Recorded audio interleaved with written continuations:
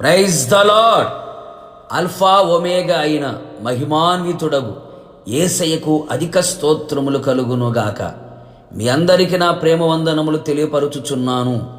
ఈ దినపు యేసయ్య జీవపు మాట సమూయేలు రాసిన మొదటి గ్రంథం 2వ అధ్యాయం 9వ వాక్య భాగము.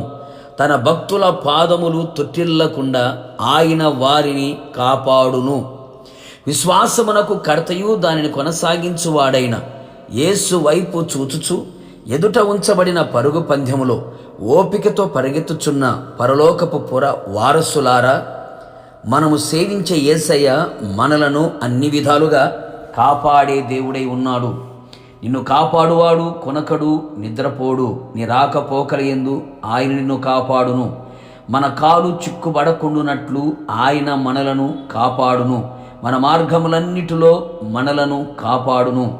ఆత్మీయ జీవితములో విశ్వాసములోను, ప్రార్థనలోను, పరిశుద్ధతలోను, నీతిలోను, యథార్థతలోను, ఆయనను ప్రేమించి సంతోషపరిచే విషయములోను, పరిచర్య విషయములోను, వాక్యానుసారముగా జీవించే విషయములోను, ఇంకా అనేక ఆత్మీయ విషయములలో తుటిల్లకుండా మనలను కాపాడి తన మహిమ ఎదుట ఆనందముతో మిమ్మును నిర్దోషులుగా నిలవబెట్టుటకు శక్తిగల దేవుడై ఉన్నాడు. ఆయనే మనలను కాపాడును. మనము అప్పగించిన దానిని రాబోవుచున్న ఆ దినము వరకు, అనగా ఆయన రాకడ వరకు కాపాడును. ఆయన కృపా సత్యములు ఎల్లప్పుడూ మనలను కాపాడును. కాపరిగా అన్ని వేళలా మనలను కాపాడును.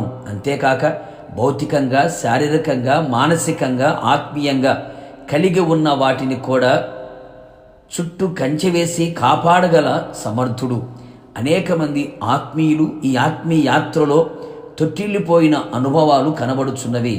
మన జీవితము అలాగున ఉండకుండానట్లు ఆయన యందు భక్తి గలవారమై ఉందుము.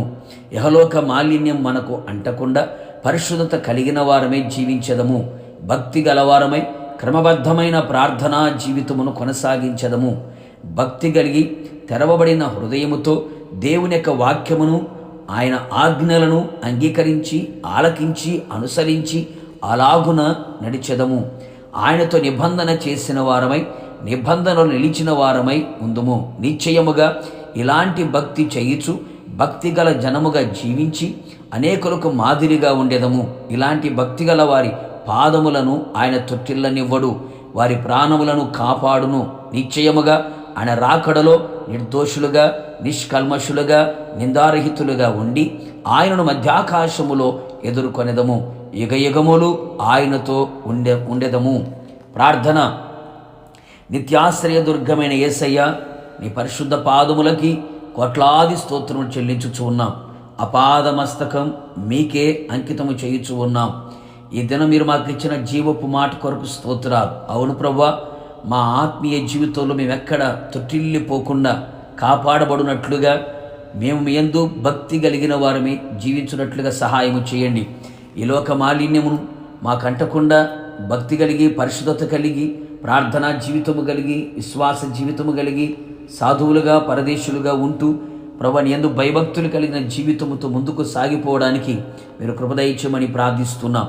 నిశ్చయంగా మీరు ప్రత్యక్షమైనప్పుడు మిమ్మల్ని ఎదుర్కొనే గొప్ప ధన్యత, భాగ్యం మాకు అనుగ్రహించి మహిమ పొందమని యేసు నామములో అడుగుచు ఉన్నాను తండ్రి. ఆమేన్.